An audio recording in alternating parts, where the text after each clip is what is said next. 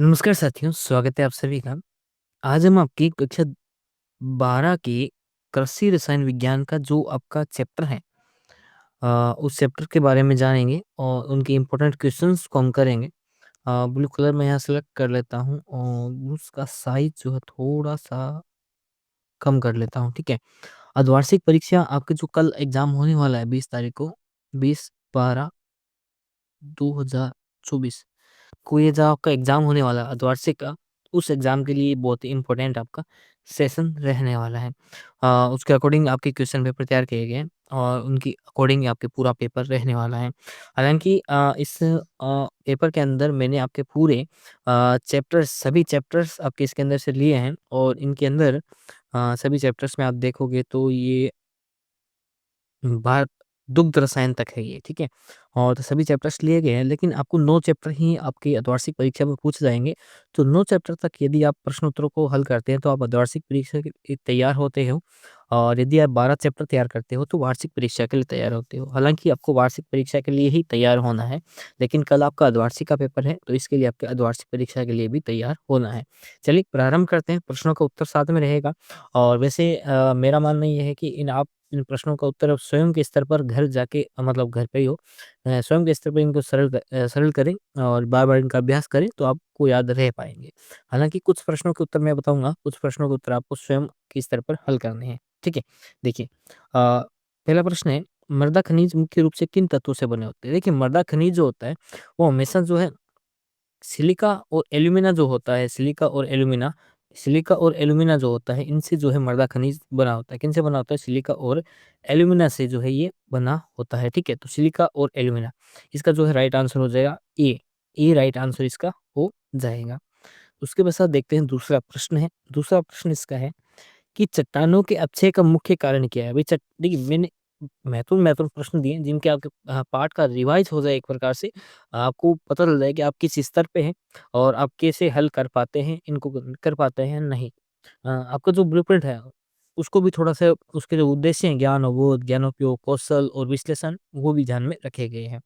चट्टानों के अपक्षय का मुख्य कारण क्या है? भई चट्टानों का जो अपक्षय होता है, उसका मुख्य कारण क्या है? भई सूर्य की विकिरण है, पानी और हवा भी इसका एक मुख्य कारण है, जैविक गतिविधियाँ भी हैं, तो उपरोक्त सभी इसका राइट आंसर हो जाएगा। क्या हो जाएगा? उपरोक्त सभी।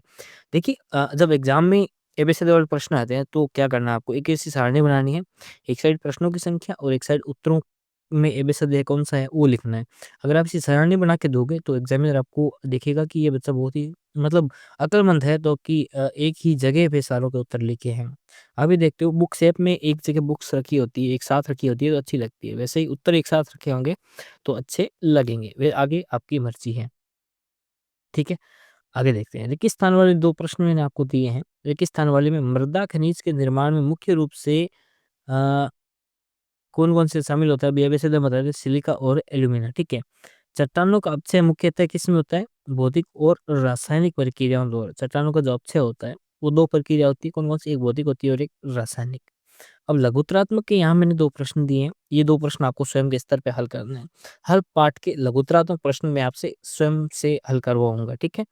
चट्टानों के भौतिक अपक्षय की प्रक्रिया को समझाइए। वैसे उत्तर मैं थोड़ा-थोड़ा दूँगा, लेकिन उत्तर मैं जैसे मान लीजिए मृदा खनिज वाला दे दिए, थोड़ा-सा दे दिया। आपको ज़्यादा चाहिए तो आप बुक में देखोगे। लेकिन मैंने प्रश्न आपको दिया है, ये इम्पोर्टेंट बात है। मृदा खनिज के प्रकार और उसके उपयोगों पर चर्चा करें। मृदा खनिज के प्रकार बताने हैं और उनके उपयोग भी आपको इसके अंदर बताने हैं। अगले हैं अति लघुत्तरात्मक प्रश्न। मृदा खनिज किसे कहते हैं? मृदा में पाए जाने वाले ठोस अकार्बनिक पदार्थ जैसे सिलिका, एल्यूमिना आदि ये क्या कहलाते हैं? मृदा खनिज कहलाते हैं। क्या कहलाते हैं? मृदा खनिज कहलाते हैं। अगला प्रश्न है अपक्षय से आप क्या समझते हैं? या अपक्षय से आपका क्या अर्थ है? इस प्रकार का प्रश्न है। अपक्षय मतलब टूटना या विघटन होना। चट्टानों या खनिजों का टूटना या विघटन होना क्या कहलाता है? अपक्षय। चट्टानों के मुख्य प्रकार कौन-कौन से? यदि आता है मृदा अपक्षय, तो मृदा का टूटना या विघटन होना मृदा अपक्षय। यदि खनिज अपक्षय आता, सीधा अपक्षय पूछा है तो खनिज और चट्टानों दोनों का, ठीक है? चट्टानों के मुख्य प्रकार कौन-कौन से? देखिए चट्टानें 3 प्रकार की होती है। कितने प्रकार की? 3 प्रकार की। एक तो होती है अग्नेय, एक अवसादी और एक कायांतरित। ठीक है? तो 3 प्रकार की चट्टानें होती हैं। एक निम्नदान प्रश्न दिया है जिनको आपको अपने स्वयं के स्तर पे हल करना है। चट्टानों का अपक्षय, प्रक्रिया, प्रकार और महत्व पर एक शब्दों में संक्षिप्त टिप्पणी लिखिए, एक लेख लिखिए। कैसे ही आप लिख सकते हैं तो इस प्रकार से ये आपको हल करना है। ठीक है। उसके बाद दूसरा अध्याय है मृदा जीवांश पदार्थ एवं मृदा सूक्ष्म जीव। पहले देखिए प्रश्न दो दूंगा मैं आपको एमसीक्यू। मृदा में कार्बनिक पदार्थ का सबसे बड़ा स्रोत क्या है? जो कार्बनिक पदार्थ जो आते हैं वो पेड़ पौधे गल जाते हैं, मर जाते हैं, नष्ट हो जाते हैं, तो उनके अवशेष जो बचते हैं वो सबसे बड़ा उनका कार्बनिक पदार्थ का स्रोत होता है। मृदा सूक्ष्म जीव कौन से कार्य करता है? जो मृदा सूक्ष्म जीव होता है पोषक तत्व चक्रण करता है भाई। रोग जनकों पर नियंत्रण करता है भाई। मृदा संरचना में सुधार करता है भाई। आपको भी परीक्षा में प्रश्न हल करना है तो ऐसे टिक टिक करके या कटस कटस करके ही हल करना है और बाद में उपरोक्त सभी पे पहुंचना है, तो उपरोक्त सभी इसका राइट आंसर हो जाएगा। ठीक है, हाँ। जरूर नहीं कि हर बार उपरोक्त सभी वाला ही सही हो। मृदा में सूक्ष्म जीव और चक्रण में योगदान करते हैं, तो कौन कौन से करते हैं? एक तो करता है नाइट्रोजन, और नाइट्रोजन खुली मुक्त मात्रा में नहीं होता, N2 लिखते हैं, और कार्बन को चक्रण में योगदान करते हैं। मृदा में जीवांश पदार्थ में वृद्धि करता है। मृदा में जीवांश पदार्थ जो होता है उसके उपजाऊपन में वृद्धि करता है। क्या है? उपजाऊपन में क्या करता है? वृद्धि करता है। हाँ, अभी आया लघुतरात्मक प्रश्न। मैंने कहा था हर पार्ट के लघुतरात्मक प्रश्न मैं आपको दूंगा, आपने स्वयं के स्तर पर इनको हल करोगे। प्रश्न क्या है बता देता हूँ।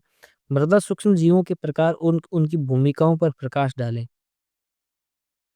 पूछा है मृदा सूक्ष्म जीव क्या होते हैं, उनके कौन कौन से प्रकार हैं और उनकी क्या भूमिका है, वो आपको जो उन पे संक्षिप्त टिप्पणी लिखनी है। ठीक है। अगला प्रश्न है मृदा जीवांश पदार्थ कैसे बनता है, या मृदा जीवांश से आप क्या समझते हैं वो बताइए। जीवांश, जीव का अंश। ठीक है, समझ जाओगे आप। अगला प्रश्न है इसे तोड़ के करने का कोशिश कीजिएगा। तो कोई प्रश्न है आपको नहीं आता है तो तोड़ के करने की कोशिश कीजिएगा, क्योंकि इसमें नेगेटिव मार्किंग तो है नहीं, जितनी भी है सारी क्या है पॉजिटिव मार्किंग है। तो मिलेगा तो 1 नंबर तो मिलेगा या आधा मिलेगा, माइनस तो होगा ही नहीं ना। तो जितना भी कर सको तो ना कीजिएगा। मृदा सूक्ष्म जीवों का मुख्य कार्य क्या है? देखिए मृदा सूक्ष्म जीव जितने भी होते हैं ये क्या करते हैं, जितने भी पोषक तत्व हैं उनका क्या करते हैं? चक्रण करते हैं। मृदा में कार्बनिक पदार्थ किसे कहते हैं? कार्बनिक पदार्थ, कार्बन वाले पदार्थ जैसे पौधों और जानवरों के जो विकसित अवशेष होते हैं वो क्या कहलाते हैं? मृदा कार्बनिक पदार्थ कहलाते हैं। मृदा में पाए जाने वाले प्रमुख सूक्ष्म जीव कौन कौन से हैं? मृदा में देखिए बैक्टीरिया पाए जाते हैं, कवक पाए जाते हैं और शैवाल पाए जाते हैं। अगला प्रश्न है 5वां। मृदा सूक्ष्म जीव उनके प्रकार, भूमिका और महत्व पर आपको जो प्रकाश डालना है, संक्षिप्त टिप्पणी आपको उसके अंदर लिखनी है। निम्नात्मक प्रश्न आपको जरूर से जरूर मिलने वाला है। ठीक है। तीसरा अध्याय देखिए मृदा कोलाइड। मृदा कोलाइड का मुख्य कार्य क्या है? देखिए मृदा कोलाइड क्या करता है? जल धारण क्षमता में वृद्धि करता है, आयन विनिमय करता है, पौधों में स्थिरता प्रदान। मृदा कोलाइड और स्थिरता का कोई भी लेन देन नहीं है। दोनों ए और बी, तो डी इसका ऑप्शन जो है राइट आंसर हो जाएगा। दूसरा देखिए मृदा कोलाइड का मुख्य घटक क्या है? जो मृदा कोलाइड जो होती है उसका मुख्य घटक क्या होता है? तो मृदा कोलाइड का वैसे तो मुख्य मुख्य घटक जो होता है वो होता है ह्यूमस। क्या होता है? ह्यूमस जो है इसका मुख्य घटक होता है। या ह्यूमस के साथ क्ले दे रखा है तो क्ले भी इसका राइट आंसर हो जाएगा। ओके। हाँ, अगर क्ले और ह्यूमस दोनों आए तो ह्यूमस को राइट आंसर करना है। देखिए स्थानों की पूर्ति कीजिए। मृदा कोलाइड में क्ले और ह्यूमस मुख्य घटक होते हैं। ठीक है। मृदा कोलाइड का मुख्य गुण क्या होता है? जल धारण क्षमता होता है और आयन विनिमय होता है। ठीक है। ओके, आंसर साथ में नहीं मिलेंगे, यहाँ पे लिखे हुए हैं आपके। उसके पश्चात ये 2 प्रश्न मैंने आपको कहा था अपने स्वयं के स्तर पे करने हैं, और एक निबंधात्मक प्रश्न। मृदा कोलाइड के प्रकार उनके उनके गुणों का वर्णन करना है, या गुणों की विवेचना करना है, या उन पे संक्षिप्त टिप्पणी लिखनी है। कैसे प्रश्न आ सकता है तो ध्यान रखिए। कौन मृदा किसका पूछा है? मृदा कोलाइड का पूछा है। मृदा कोलाइड का पौधों की वृद्धि में योगदान क्या-क्या है वो लिखने हैं। तो मृदा कोलाइड से आप क्या समझते हैं? इनके गुणों प्रकारों की विवेचना करते हुए इनकी मृदा कोलाइड पौधों की वृद्धि में क्या योगदान है ये लिखिए। तो इस प्रकार से निबंधात्मक प्रश्न भी बन सकता है, तो ध्यान दीजिएगा। आगे प्रश्न है मृदा कोलाइड किसे कहते हैं? मृदा कोलाइड क्या होती है बताना है। मृदा कोलाइड के मुख्य प्रकार कौन-कौन से हैं? भाई मृदा कोलाइड कितने प्रकार की होती है? इनके मुख्य प्रकार कौन-कौन से हैं? इनके नाम लिखने हैं तो ये हो सकता है। मृदा कोलाइड का आकार कितना था? मृदा कोलाइड का इसके अंदर क्या बताना है आपको? आकार बताना है कि कितना इसका आकार होता है।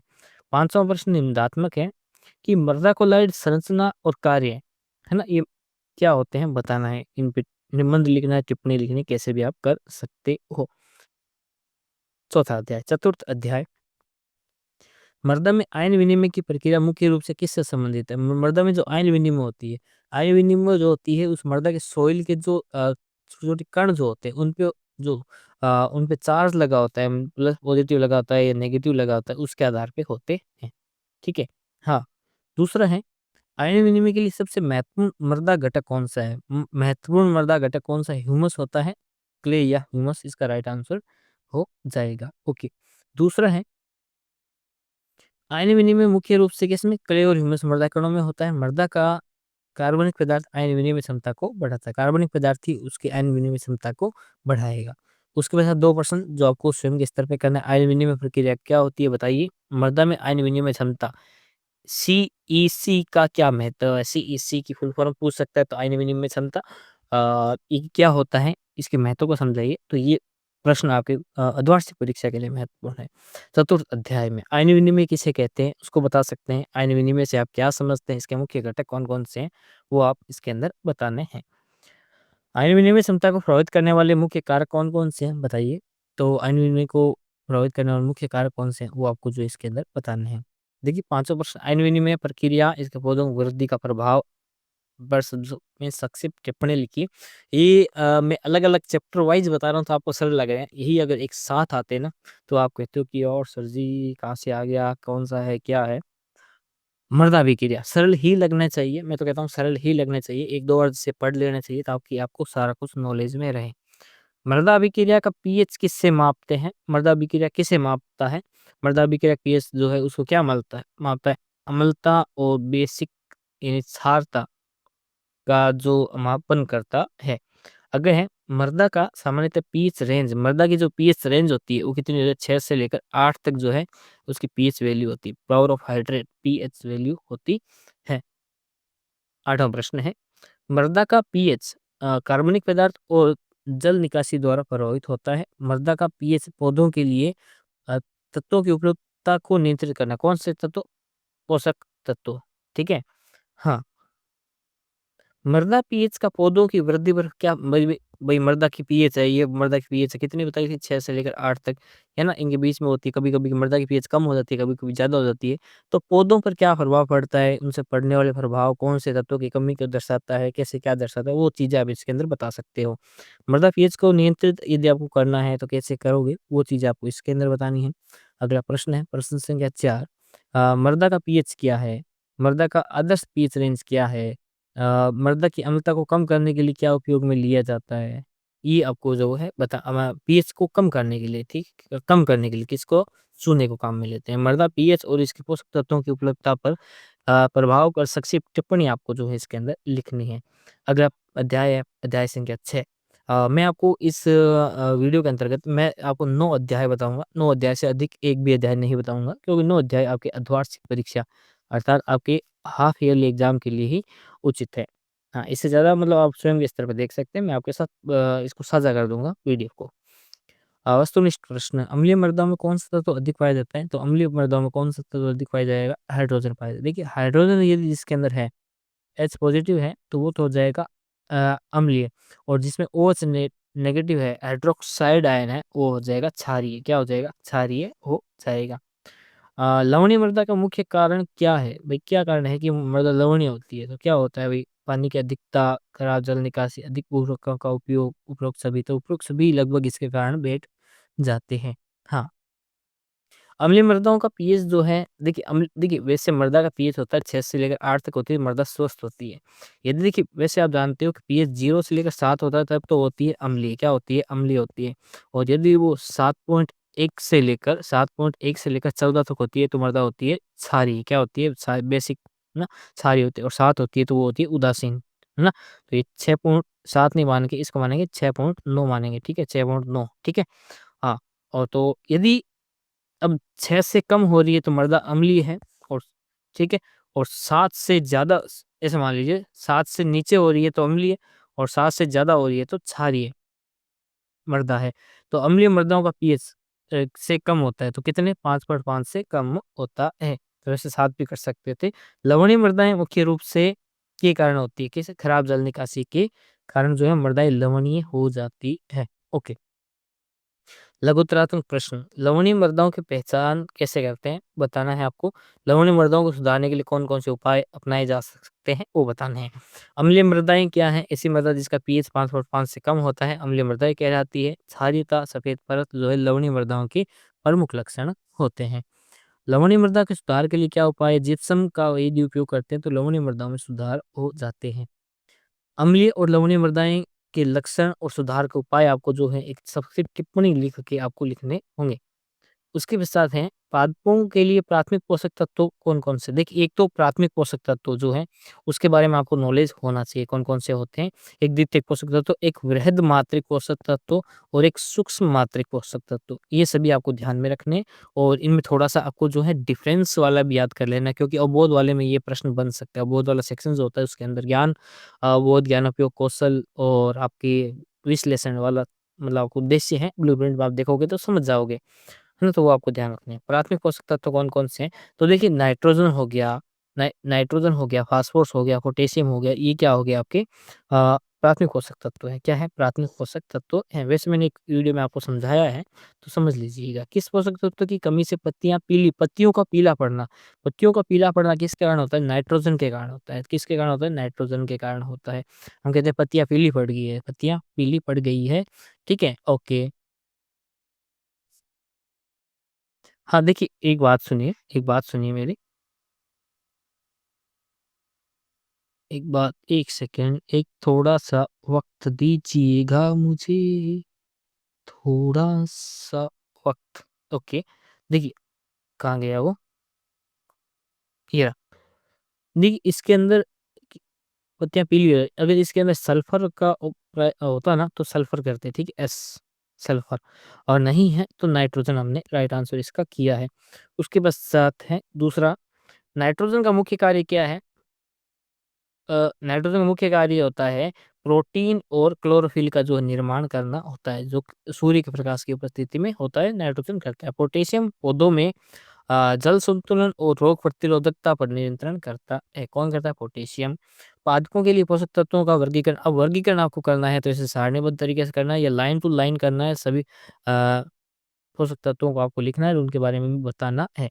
ठीक है? फास्फोरस की कमी के लक्षण क्या-क्या होते हैं वो बताने हैं। पौधों में पोषण के लिए कितने तत्वों की आवश्यकता होती है? पोषण के लिए तो कितने 17 पोषक तत्वों की आवश्यकता होती है। नाइट्रोजन का मुख्य स्रोत वायुमंडलीय नाइट्रोजन ही नाइट्रोजन का क्या होता है? मुख्य स्रोत होता है। पोटेशियम की कमी से पौधों पर क्या प्रभाव पड़ता है? तना कमजोर हो जाता है और कम उपज जो होती है, तो पोटेशियम की कमी होती है, कहते हैं पोटाश डालो तो सभी कुछ सही हो जाएगा। निबंधात्मक प्रश्न, वैसे बोरोन भी डालते हैं तो काफ़ी हद तक असर पड़ता है। पादप पोषण, आवश्यक तत्व, उनके कार्य, ये आपको जो लिखना है पादप पोषण पे इंग्लिश में टिप्पणी लिख दोगे तो भी बहुत बढ़िया रह जाएगा। नाइट्रोजन युक्त उर्वरकों का मुख्य प्रभाव किस पर होता है? तो नाइट्रोजन युक्त उर्वरक हैं वो अपने हरी पत्तियों का विकास जो है वो करते हैं ताकि पौधे की उपज जो है उसकी मात्रा जो है बढ़े, इसलिए। डीएपी डाई अमोनियम फॉस्फेट जो होती है, डीएपी डाई अमोनियम फॉस्फेट, है ना? डाई अमोनियम फॉस्फेट जो होती है डीएपी का उपयोग किस उद्देश्य से किया जाता है? किसकी फास्फोरस की आपूर्ति के लिए किया जाता है। ओके, अभी तो धीरे-धीरे यूरिया और डीएपी का जो खाद जो आती है, खाद रूप में प्रचलन कम कर रहे हैं और लिक्विड फॉर्म इसका चालू कर रहे हैं। क्योंकि उसपे ड्यूटी जो है बढ़ जाती है। यूरिया मुख्य रूप से यूरिया किसका है? नाइट्रोजन। नाइट्रोजन कितनी आती है यूरिया में? 46%, 46% जो उसके अंदर यूरिया के अंदर नाइट्रोजन होती है। उर्वरकों का अधिक उपयोग मृदा की क्या करता है? उर्वरकता को प्रभावित करता है ना? उर्वरकता को, ठीक है? हाँ, कर देगा। लघुत्तरात्मक प्रश्न, नाइट्रोजन और पोटाश युक्त उर्वरकों के उपयोग से लाभ और हानियों पर चर्चा करें। तो ये हो गया अबोध वाला प्रश्न। मृदा में उर्वरकों का विक्रिया फसलों की वृद्धि को कैसे प्रभावित करती है? तो ये हो गया विश्लेषण वाला प्रश्न। हाँ, ये आपको स्वयं करने हैं। ये मैंने कहा ना, 2 प्रश्न और 1 निबंधात्मक वाला स्वयं। पोषक वही उर्वरक किसे कहते हैं? पोषक तत्वों की पूर्ति के लिए मृदा में डाले जाने वाले रासायनिक पदार्थ जो है, रासायनिक पदार्थ याद रखना, उर्वरक कहलाते हैं। ठीक है? जैविक पदार्थ होएगा तो वो उर्वरक नहीं होगा, वो खाद हो जाएगा, जैविक खाद। ठीक है? डीएपी का पूरा नाम डाई अमोनियम फॉस्फेट, डीएपी का पूरा नाम डाई अमोनियम फॉस्फेट होता है।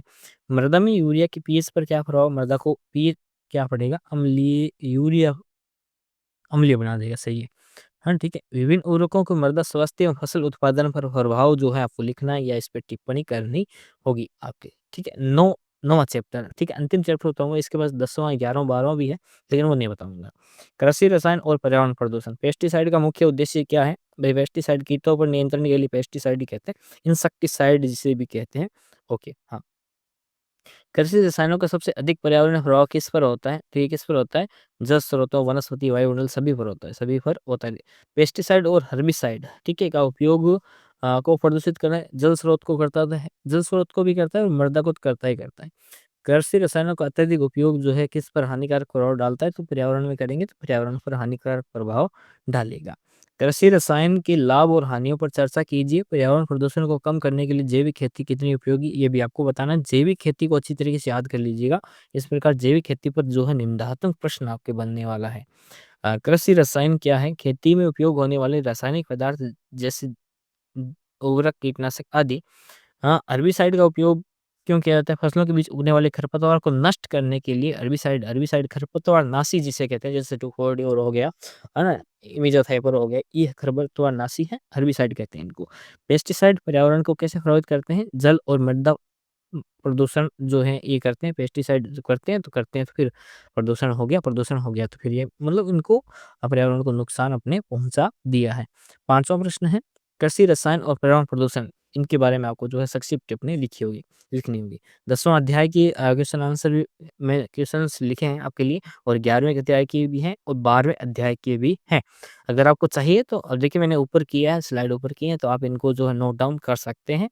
हाँ, लेकिन मैं बताऊँगा नहीं, क्योंकि अर्धवार्षिक परीक्षा के लिए 9 चैप्टर, आपके कितने चैप्टर? 9 चैप्टर ही वैलिड है, इतने ही आएँगे आपकी परीक्षा की दृष्टि से महत्वपूर्ण है।